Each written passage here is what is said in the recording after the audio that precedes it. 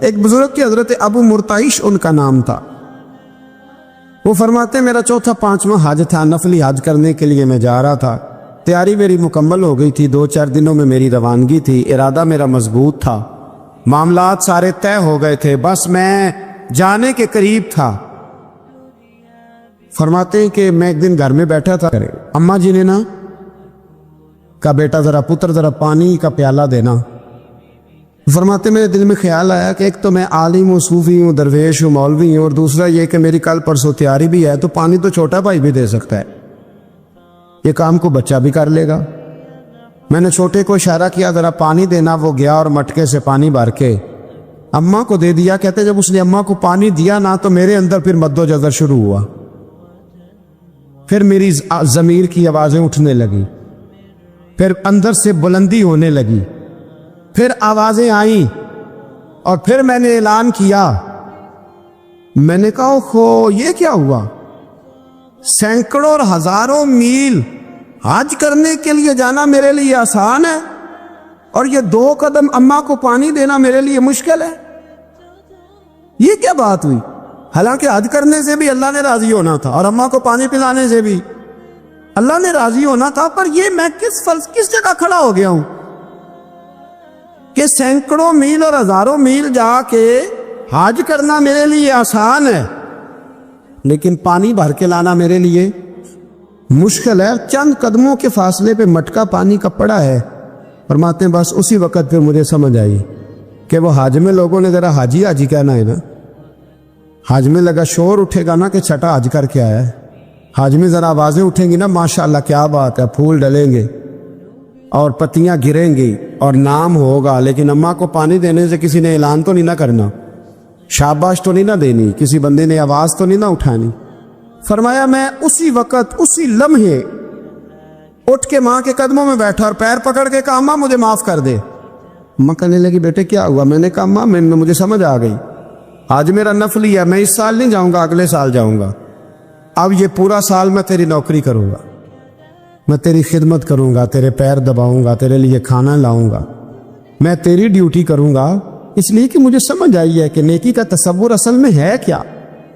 ہم بالعموم وہ نیکی کرنے جا رہے ہوتے ہیں جو نیکی بھی ہوتی ہے اور دنیا میں اس کا نام بھی ہوتا ہے، تذکرہ بھی ہوتا ہے، اس کی وجہ سے ہمارا قد بھی اونچا ہو رہا ہوتا ہے، حالانکہ نیکی کا تصور تو بڑا چھوٹا سا ہے۔ کل معروف صدقہ، مسکرا کے ملنا بھی نیکی، رزق حلال کما کے بچوں کو کھلانا بھی نیکی، گلی سے پتھر اور کانٹا اٹھا دینا بھی نیکی، پر ہمیں تو کوئی لمبی چوڑی نیکی چاہیے، کوئی بڑی نیکی چاہیے، اس لیے بہت سارے ایسے لوگ ہیں جو نیکیاں ان کی پہنچ میں ہوتی ہیں وہ نہیں کرتے۔ حضرت عاصم بن ثابت بن قیس رضی اللہ تعالیٰ عنہ، آپ نے نا جنگ احد میں بڑی دلیری کے ساتھ آپ لڑے تھے، 2 لوگوں کو آپ نے قتل کیا تھا، مصافے اور حارث کو۔ ان کی والدہ سلافہ بنت سعد، سلافہ بنت سعد بڑی مالدار عورت تھی، بڑی تیز تھی، اس نے قسم کھائی تھی کہ میرے 2 بیٹے چونکہ حضرت عاصم بن ثابت نے قتل کر دیے، اس نے قسم کھائی تھی کہ میں نا معاذ اللہ انہیں قتل کراؤں گی اور ان کی گردن اترواؤں گی اور ان کی کھوپڑی میں شراب بھر کے پیوں گی۔ جملے بولنے والے کئی دفعہ بڑا ہی بول جاتے ہیں۔ حضرت عاصم بن ثابت بن قیس رضی اللہ تعالیٰ، سلافہ بن سعد کہنے لگی کہ میرے بیٹے چونکہ انہوں نے قتل کیے تو 100 اونٹ دوں گی جو انہیں شہید کرے گا، اور پھر میں معاذ اللہ ان کی گردن اتروا کے کھوپڑی کے اندر شراب بھر کے پیوں گی۔ حضرت عاصم بن ثابت بڑے بہادر تھے، قابو نہ آ سکے، کافروں نے ایک چال چلی کہ مدینے سے کچھ مبلغ مانگے تبلیغ کرنے کے لیے، بطور مبلغ کو مانگا، لیکن رستے میں بددیانتی کی، جھوٹ بولا، ظلم کیا، انہیں گرفتار کیا، اور گرفتار کر کے معاذ اللہ تعالیٰ انہیں بیچنا چاہا۔ حضرت عاصم بن ثابت کہنے لگے میں میدان کا آدمی ہوں، میں قید ہونے سے لڑائی کرنے کو بہتر سمجھتا ہوں، میں کفار کا قیدی ہونے سے شہید ہونے کو فضیلت دوں گا۔ تلوار نکال لی، نیزے نکال لیے، لڑنے لگے۔ اب اکیلا آدمی اور سامنے درجنوں بیسیوں لڑنے والے، سب کا رخ جب انہی کی طرف ہوا حضرت عاصم بن ثابت بن قیس رضی اللہ تعالیٰ عنہ سمجھنے لگے اب شہید ہو جاؤں گا، تو آپ نے ایک دعا مانگی، کہنے لگے اے اللہ میرے بدن کی حفاظت کرنا، اے اللہ میرے وجود کی حفاظت کرنا، گویا میری لاش کی یہ بے حرمتی نہ کرے، اللہ حفاظت کرنا۔ شہید کر دیے گئے، جیسے ہی آپ شہید ہوئے تو اب وہاں تو منت یہ تھی نا معاذ اللہ کے گلا کاٹیں گے اور معاذ اللہ کھوپڑی میں شراب پئیں گے، انہوں نے دعا کر دی یا اللہ حفاظت کرنا۔ آپ سب بھی دعا کریں یا اللہ ہماری حفاظت فرما، اے اللہ دنیا میں بھی حفاظت فرما، قبر میں بھی حفاظت فرما، حاسدوں سے، شریروں سے، مفسدوں سے، اے اللہ حفاظت کرنا، یہ دعا فرمائی۔ جب آپ شہید کر دیے گئے نا، لاش مبارک قریب تھی، تو کافر گردن کاٹنے کے لیے آگے بڑھے تو سینکڑوں کی تعداد میں شہد کی مکھیاں آ گئیں، انہوں نے گھیرا ڈال لیا سارے وجود کو۔ اب کتنی کو مکھیاں اڑائیں، ایک کو اڑاتے ہیں 10 اور آ جاتی ہیں، 2 کو اڑاتے ہیں 10 اور ان کا خیال تھا شاید وجود کاٹنے آئیں گے، وہ چلے گئے، کہنے لگے شام کو جب مکھیاں چلی جائیں گی تو دوبارہ آئیں گے، لیکن جب مکھیاں اڑی تو انہوں نے وجود کو چھوا بھی نہیں تھا، انہوں نے وجود کی حفاظت کی، دعا مانگی تھی اے اللہ ان سے میری حفاظت فرما، مجھے ثابت قدم رکھ۔ مکھیوں نے وجود کو چھوا بھی نہیں، اور جب رات ہوئی تو نہ بادل تھے، نہ پانی تھا، نہ ہوا تھی، لیکن اللہ نے پانی بھیجا، بارش آئی، اور حضرت عاصم بن ثابت کی لاش کو بہا کے لے گئی، وجود بہا کے لے گئی۔ سویرے ڈھونڈتے رہے پر ان کا وجود کسی کو ملا۔ حضرت عمار بن یاسر رضی اللہ تعالیٰ عنہ فرماتے ہیں کہ بڑی تکلیف دیتے۔ حضرت عمار بن یاسر رضی اللہ تعالیٰ عنہ کی جو والدہ ہیں وہ اسلام کی پہلی شہیدہ ہے، حضرت سمیہ ان کا نام تھا، اسلام کی پہلی شہیدہ۔ ان کے زیر ناف ابو جہل نے نیزہ مار کے انہیں شہید کر دی۔ حضرت عمار بن یاسر رضی اللہ تعالیٰ عنہ فرماتے ہیں کہ میرے والد کو اتنی تکلیفیں دی گئیں کہ وہ ان اذیتوں کی وجہ سے دنیا سے پردہ کر گئے۔ حضرت عمار بن یاسر کو خود کافر اتنا مارتے تھے کہ وہ اپنی حواس کھو بیٹھتے تھے اور ایسی باتیں کرتے تھے کہ سمجھ نہیں آتی تھی کہ یہ عمار بن یاسر بول رہے ہیں۔ اتنی سخت اذیت دیتے، اتنی سخت۔ دکھ قبول محمد بخشا، راضی رہن پیارے، دکھ قبول محمد بخشا، بس راضی رہن۔ اتنی تکلیف دیتے کہ حضرت عمار بن یاسر حواس کھو بیٹھتے، تکلیف میں آتے، صحابہ بڑا برداشت کیا۔ ایک دن میرے رسول پاک تشریف لائے اور حضور نے کہا او آل یاسر میں تمہیں مبارک دینے آیا ہوں، رب کریم نے تمہارے لیے جنت میں مکان بنا دیے ہیں۔ حضور نے تمہارے لیے، اللہ نے تمہارے لیے جنت میں مکانات، تمہیں مبارک ہو، تمہاری اذیتیں، تمہاری تکلیفیں، تمہارے درد، تمہاری راتیں کام آ گئیں، مالک نے تمہارے لیے مکانات بنا دیے ہیں، حالات ٹھیک کر دیے ہیں، طبیعتوں میں بہتری آ گئی ہے۔ میرے محبوب کریم رؤوف الرحیم سید عالم نور مجسم شفیع معظم آقا دو عالم صلی اللہ تعالی علیہ وسلم نے انہیں خوشخبری سنا دی۔ حضرت عمار کہتے ہیں پھر حالات بدلے، پھر میں نے جو مجھے اذیتیں دینے والے تھے میں نے انہیں گڑھوں میں گرتے دیکھا۔ آپ فرماتے ہیں ابو جہل کی لاش اٹھانے والا بھی بدر میں کوئی موجود نہ تھا، اور ابو لہب جو مجھے تکلیفیں دیتا تھا وہ مکے کے چوک میں مرا ہوا پڑا تھا، پر کوئی اس کے قریب جانے والا بھی موجود نہ تھا، کوئی نہیں تھا۔ آپ فرماتے ہیں وہ حالات بھی، حضرت عمار کا اپنا کیا حال ہوا؟ حضرت خالد بن ولید رضی اللہ تعالیٰ میں بڑے بہادر ہیں، حضور نے فرمایا یہ اللہ کی تلوار ہے، یہ اللہ کی، بڑے بہادر تھے، بڑے شیر دل تھے۔ فرماتے ہیں کبھی معذرت نہیں کرنی پڑی، کبھی جھکنا نہیں پڑا، کبھی کسی کی منت نہیں کی، اللہ نے طاقت اتنی عطا فرمائی تھی، ہمت، حوصلہ، صبر، استقامت اتنا دیا، کبھی کسی جگہ پشت نہیں لگی۔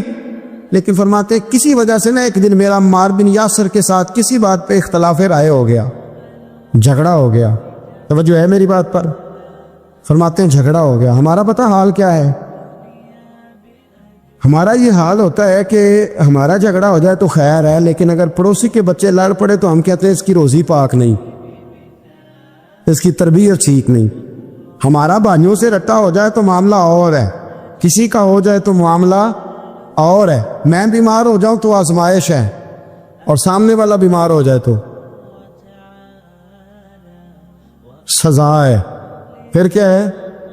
بلکہ پنجابی کہنے نے کیتیاں نو پھڑیا ہے، یہی کہہ دیتے، اور میں بیمار ہو جاؤں تو آزمائش آگے جی اللہ کی طرف سے۔ ایسا نہ کرے، ہمارا فتویٰ اپنے حق میں اور ہوتا ہے، سامنے والے کے معاملے میں اور ہوتا ہے۔ حضرت عمار بن یاسر کی بات کر رہا تھا، جناب عمار بن یاسر رضی اللہ تعالی عنہ، حضرت عمار بن یاسر کہتے ہیں کہ حضرت خالد بن ولید کے ساتھ، جناب خالد بن ولید کہتے ہیں میری ان کے ساتھ نہ کسی بات میں اختلاف رائے ہو گیا، تو میں اب دلیر آدمی تھا، شیر آدمی تھا، کبھی جھکا نہیں تھا، کبھی کوئی معاملہ نہیں ہوا تھا، کبھی کوئی ایسی بات نہیں ہوئی تھی۔ آپ فرماتے ہیں جب رائے کا اختلاف ہو گیا نا، بات ذرا آگے بڑھ گئی تو نبی کریم صلی اللہ علیہ وسلم تک بات پہنچی، تو میرا یہ خیال تھا کہ حضور میری بھی سنیں گے، عمار بن یاسر کی بھی سنیں گے، پھر حضور کوئی فیصلہ کریں گے، پر قربان جاؤں وقت بدل گیا ہے نا، اب بہت بڑے چودھری ہیں، بڑے سردار ہیں، بڑے سپہ سالار ہیں حضرت خالد بن ولید، پر وقت بدل گیا۔ تو حضرت خالد بن ولید کہتے ہیں جب میں نے نبی کریم کی بارگاہ میں بات عرض کی، حضور تک بات پہنچی، تو میرے مصطفیٰ نے موٹی سی بات ارشاد فرمائی۔ رسول کریم فرمانے لگے بھئی بات مختصر سی ہے، جس نے عمار کو راضی کر لیا اس نے مجھے راضی کر لیا، اور جس نے اسے ناراض کیا اس نے مجھے ناراض کیا۔ فرماتے ہیں بس میری قیمت پڑ گئی، میرا قد اونچا ہو گیا۔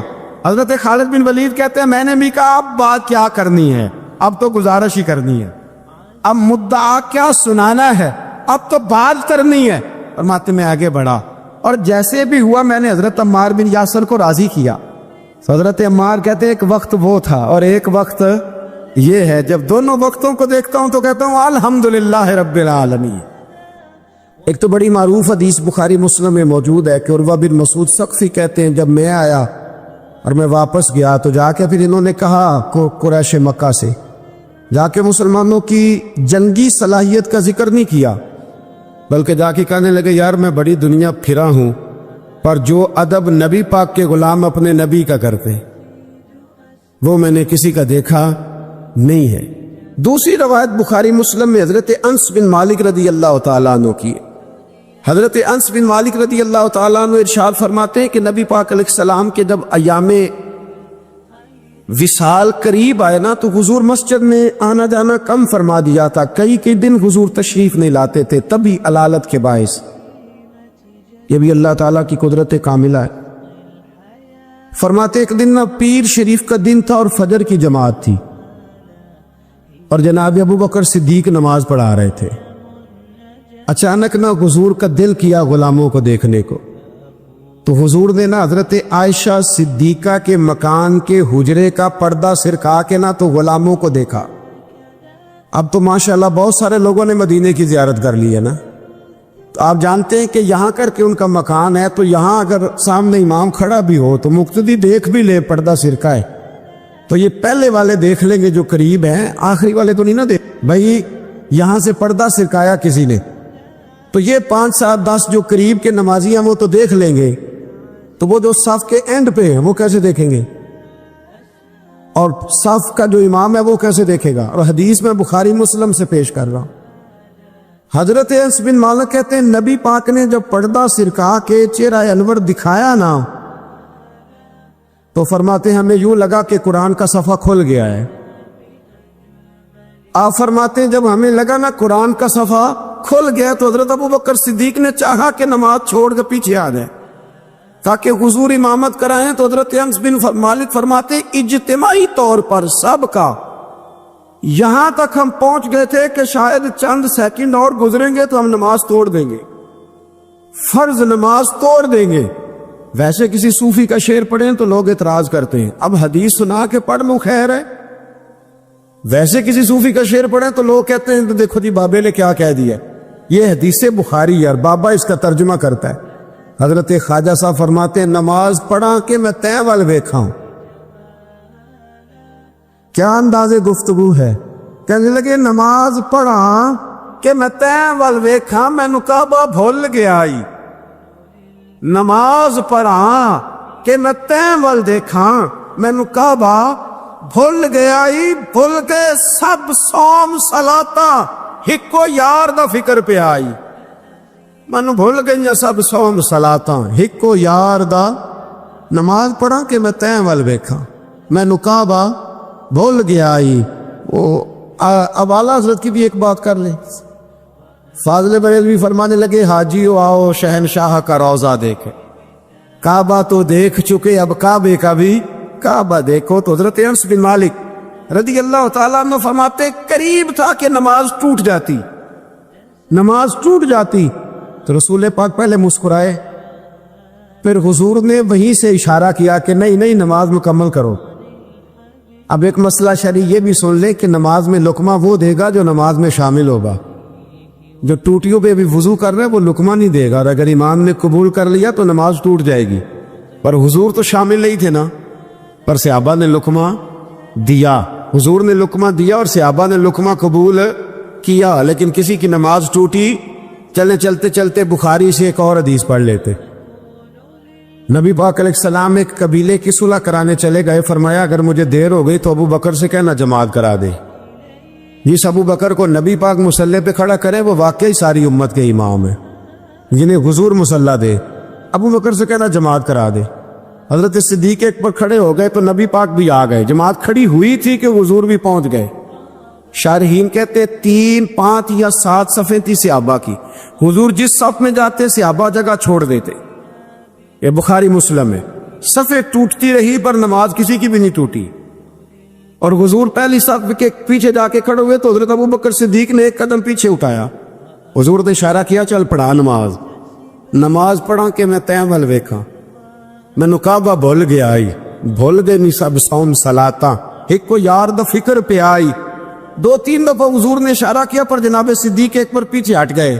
حضور مصلی پہ چڑھ نماز پڑھائی تو نماز کے بعد فرمایا جب میں نے جو کہا تھا, اب لوگ کہتے ہیں حضور نے خود ہی تو کہا ہے. تو حضور فرمانے لگے ابو بکر جب میں نے جو کہا تھا کہ جماعت کراؤ تو کیوں نہیں کرائی, بخاری ہے. حضرت صدیق اکبر نے ہاتھ باندھے تو رو پڑے, عرض کرنے لگے حضور اب ابو قحافہ کے بیٹے کی اتنی جرت تو نہیں نا کہ نبی پاک کے مصلی پہ کھڑے ہو کے نماز پڑھائے. حضور پیچھے ہو اور یہ مصلی پہ نماز, اتنی جرت تو نہیں نا. تو رسول اللہ کی محبت اصل ایمان, یہ جو محبت ہوتی ہے نا یہ شوق پیدا کرتی ہے, محبت وارفتگی لاتی ہے, محبت جینے کا طریقہ بتاتی ہے. آپ کا نہ دل کرے حضور کا ذکر کرنے, اور جب آپ نبی کریم علیہ السلام کا نام لے تو پتہ چلے کسی خاص الخاص کا ذکر کیا جا رہا ہے. آپ کے چہرے کے تاثرات بتائیں کہ آپ کو مصطفیٰ کریم سے بڑا پیار ہے. آپ نعت سنیں تو آپ کا دل لگے, جمے, شوق ہو. آپ مدینہ, ایک صاحب آئے مدینہ شریف سے مجھے ملنے کے لیے, واپس آئے تو کہنے لگے حضرت صاحب آپ میں نے ارادہ کیا ہے غریبوں کی مدد کروں گا, یتیموں کی مدد کروں گا, عمرہ میں نے کر لیا. میں نے کہا یار یہ بات تیری ٹھیک ہے, نفل حج عمرے سے بہتر تھا غریب کی مدد کرتا, پر تو یہ نہ کہہ کہ میں نے اب جانا نہیں, یہ اچھا نہیں لگتا. تو کہہ کہ اللہ مجھے بار بار لے جائے, ہر بار لے جائے. وہ تو فلسفہ جو بیان کر رہا ہے وہ ٹھیک ہے, لیکن جو محبت والے معاملات ہیں نا ان میں کوئی کمپرومائز ہو سکتا. حضور سے محبت. حضرت ابو بکر صدیق کے ابا جی کلمہ پڑھ گئے تھے جب مکہ فتح ہوا نا, تو حضرت ابو قحافہ نے کلمہ پڑھا. اب وہ مدینہ مکہ مکرمہ میں نبی پاک کی بارگاہ میں کلمہ پڑھنے حاضر ہوئے. جناب صدیق ایک پر بڑے راضی تھے, ان کے بچے بھی مسلمان تھے, بچیاں بھی مسلمان تھی, پوتے بھی مسلمان تھے, نواسے بھی مسلمان تھے. حضرت صدیق ایک پر آج بڑے راضی ہے کہ دیکھو میرے ابا جی بھی کلمہ پڑھ گئے. بڑے راضی, بڑے راضی, اور اتنے راضی کہ کبھی یہاں بیٹھتے, کبھی وہاں بیٹھتے, کبھی حضرت علی کو بتاتے, کبھی حضرت طلحہ کو بتاتے, کبھی حضرت زبیر کو بتاتے, کبھی عمر فاروق کو, کبھی عثمان غنی. یار دیکھا تم نے, اللہ نے کرم کیا میرے ابا جی بھی مسلمان ہو گئے, اب میری 4 نسلیں حضور کی غلام بن گئی ہیں. کیا بات ہے. جب ان کی کیفیت دیکھی نا, قلبی کیفیت, تو نبی کریم صلی اللہ علیہ وسلم نے کہا ابو بکر تمہیں مبارک ہو, ہمارے والد بھی مسلمان ہو گئے. جب کہا نا مبارک ہو تو صدیق اکبر رو پڑے, اٹھ کے حضور کے قریب گئے, نبی پاک کا دست مبارک پکڑ کے چوم لیا, عرض کرنے لگے یا رسول اللہ مجھے اللہ کی عزت کی قسم, میرا باپ مسلمان ہوا, میرے کلیجے میں پھول کھل رہے ہیں, دل ٹھنڈا ہو گیا ہے, لیکن حضور میں قسم اٹھا کے کہتا ہوں اگر آپ کے چچاؤں میں سے کوئی کلمہ پڑھ لیتا نا تو مجھے اپنے باپ کے کلمہ پڑھنے سے زیادہ خوشی ہونی تھی. اگر آپ کے چچاؤں میں سے, کوئی نہیں سمجھ آئی آپ کو میری بات, اگر ان میں سے کوئی ابو لہب، ابو سفیان، ابو طالب اور ان سب میں سے کوئی شخص کلمہ پڑھتا، آج مسلمان ہوتا، تو مجھے زیادہ خوشی ہوتی۔ نبی کریم صلی اللہ علیہ وسلم نے جب ان کی طرف غور سے دیکھا تو عرض کرنے لگے، یا رسول اللہ صلی اللہ تعالیٰ علیہ وسلم، اصل بات یہ ہے کہ جب اگر چچاؤں میں سے کوئی کلمہ پڑھتا تو آپ نے زیادہ راضی ہونا تھا، اور حضور مجھے اپنے راضی ہونے سے آپ کا راضی ہونا زیادہ اچھا لگتا ہے، آپ کی رضا، آپ کی طبیعت۔ یارو ہم لوگ پتہ کہتے ہیں میں جی بڑا اصول پسند ہوں جی، میں سیدھا سیدھا چلتا ہوں۔ بھئی اصول پسند اور ہوتا ہے، محبت والا اور ہوتا ہے۔ ایک اقرا بن حابس رضی اللہ تعالیٰ عنہ کہتے ہیں، میں نے ایک دن عرض کی، یا رسول اللہ آپ بچوں سے بڑا پیار کرتے ہیں، میں تو نہیں کرتا، میں تو ذرا کھینچ کے رکھتا ہوں، ڈانٹ کے رکھتا ہوں۔ تو حضور فرمانے لگے، تیرے دل سے اگر اللہ نے رحمت کو کھینچ لیا ہے تو میں کیا کروں، مجھے تو اس نے رحمت للعالمین بنایا ہے۔ اصول پسندی اور ہوتی ہے اور محبت اور ہوتی، ان دونوں میں فرق ہوتا ہے۔ ہم لوگ کہتے ہیں جی میں اصول پسند ہوں جی، پابندی سے نماز پڑھتا ہوں، روزہ سیدھا سیدھا چلتا ہوں جی، میں اس چکر میں نہیں پڑھتا کہ میں غلامی کروں، میں محبت کروں، میں نعت پڑھوں، میں محفل میں جاؤں، یہ کام میں نہیں کرتا۔ حضرت عمر فاروق رضی اللہ تعالیٰ عنہ سے بڑا تو اصول پسند کوئی نہیں نہ ہوگا، یعنی بہت بڑا چودھری بھی اگر اپنی گلی کے اندر، حضرت ابو سفیان جیسے لوگ مسلمان ہو گئے، کلمہ پڑھ لیا، اور جناب ابو سفیان رضی اللہ تعالیٰ عنہ نے اپنے گھر کے اندر نہ تھوڑی سی سامنے اینٹیں رکھ کے جگہ بنا لی، تو حضرت عمر کو پتہ چلا تو فرمایا جیسے بنائی ہے ویسے وہ کھیڑو بھی، آپ نے لوگوں کا راستہ تنگ کر دیا۔ اصول پسند آدمی، اصول کی بات آئے تو بیٹے کو بھی معافی نہیں، کسی کو معافی نہیں، بڑے اصول پسند تھے۔ ایک بھی لوگوں نے کہا عمر تو بڑا اصول پسند ہے، پر یہ مسجد نبی کی گلی میں جو نبی پاک کے چچا حضرت عباس کا پرنالہ لگا ہوا ہے اور وہ سب لوگوں کے کپڑے کیچڑ سے بھر دیتا ہے، وہ پرنالہ نہیں نظر آتا، گلی میں لگا ہے۔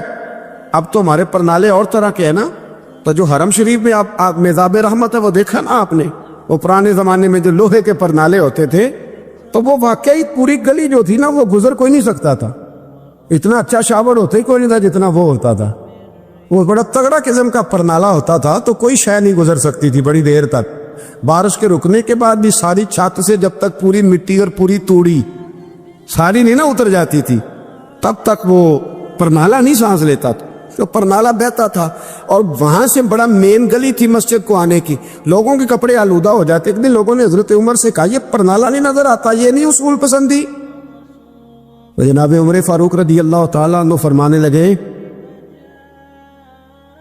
اتار دیتے ہیں پرنالہ، یہ بھی اصول پسندی ہے، اتارتے۔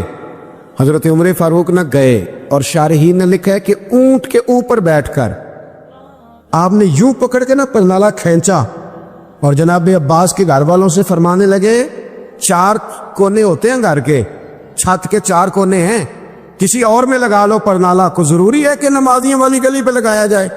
یہ کہہ کے آ گئے، کسی کی ضرورت تھی بات کرے؟ حضرت عباس آئے تو لوگوں نے آ کے کہا کہ عمر نے پرنالہ کھیڑ دیا اور فرمایا کہ 4 کونے کہیں اور لگا لو، تو حضرت عباس مسکرائے۔ لوگوں نے کہا مسکراتے کیوں ہو؟ فرمانے لگے کوئی مسئلہ نہیں، عمر خود آ کے لگا کے جائے گا، جیسے وہ کھیڑا ہے ویسے۔ لوگوں نے کہا وہ عمر ہے، عمر کو بدلنا اور اس کی بات کو بدلنا، اور اتنی جرت کہ وہ لگا کے جائے، جس بندے کو دیکھ کے شیطان گلی کا راستہ بدل جاتا ہے، آپ اس کی بات کر رہے ہیں۔ فرمایا میں نے کہہ دیا نا عمر لگائے گا، تو انشاءاللہ عمر لگائے گا۔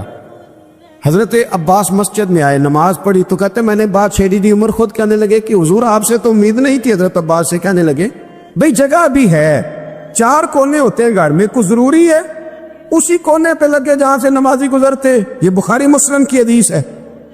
حضرت عباس کہنے لگے عمر 4 کونے ہیں، میرے پاس جگہ بھی ہے پرنالے کی، میں نے بھی کئی دفعہ سوچا تھا وہ کھیڑ دوں، اور میں بھی اسی گلی سے گزرتا ہوں، میرے کپڑوں میں بھی کیچڑ بڑی دفعہ پڑا ہے، پر مجبوری یہ ہے وہ کھیڑ اس لیے نہیں سکتا کہ یہ پرنالہ میرے نبی کریم نے اپنے دستے مبارک سے لگایا تھا۔ فرمایا میں مکان بنا رہا تھا، چھت بنا رہا تھا، تو حضور اچانک آ گئے، اور کئی لوگ گواہ ہیں اس کے، رسول کریم تشریف لائے اور نبی پاک علیہ السلام نے فرمایا لاؤ چچا تھوڑا میں بھی کرتا ہوں، اور پھر میرے نبی کریم صلی اللہ تعالی علیہ وسلم نے اپنے دستے مبارک سے یہ پرنالہ لگایا تھا، کئی دفعہ سوچا وہ کھیڑ دوں، پھر سوچتا ہوں حضور نے لگایا تھا، لیکن چلو اب تو علت پائی گئی، اب تو سمجھ آ گئی، اصول بن گیا، اب تو اصول بن گیا نا، تو ٹھیک ہے، آپ اب اس طرح کرے اکھیڑ دیا تو ٹھیک ہے جناب۔ کہنے لگے پہلے کیوں نہیں بتایا؟ بھئی وہ نمازیوں پہ چیٹے پڑتے ہیں، گلی کا رستہ ہے، فرمایا رس پڑتے ہیں تو پڑھتے رہے، آپ نے بتایا کیوں نہیں؟ حضرت جناب عباس کہنے لگے کہ آپ کا کیا خیال ہے کہ میں یہ کروں گا کہ لوگوں پہ چھینٹے پڑے اور مجھے پرواہ نہ ہو؟ حضور نے لگایا تھا۔ حضرت عمر فاروق نے نا جناب عباس کا بازو تھاما، تن تندور تے ہڈاں دا بالن، بازو تھاما اور تھام کے نا اسی جگہ لے گئے جہاں پر نالا کھیڑا تھا۔ پہلے تو اونٹ پہ چڑھ کے لگایا تھا نا، تو اب کہنے لگے حضرت عباس سے کہ آپ نا میرے کندھوں پہ چڑھ گئے، میرے کندھوں پہ تن تندور تے ہڈاں دا بالن، اسی ہاواں نال تپایا، کپ کپ مکیاں پیڑے کیتے، اتوں عشق پلے تھل لایا، تن دا سالن تے من دی ہانڈی، لون صبر دا پایا، غلام فریدہ وے میں ساری تیری، تینوں اجے یقین نہیں آیا؟ فرمایا خود لگائیے۔ حضرت عباس رضی اللہ تعالیٰ عنہ وہ پرنالا لگا کے اترے، حضرت عباس بھی رو رہے تھے اور جناب عمر بھی رو رہے تھے، آنکھوں میں آنسو تھے۔ فرمایا ہم یہ نہیں دیکھیں گے کہ علت کیا ہے، وجہ کیا ہے، ہم تو یہ دیکھیں گے کہ رسول اللہ کی نسبت کیا ہے۔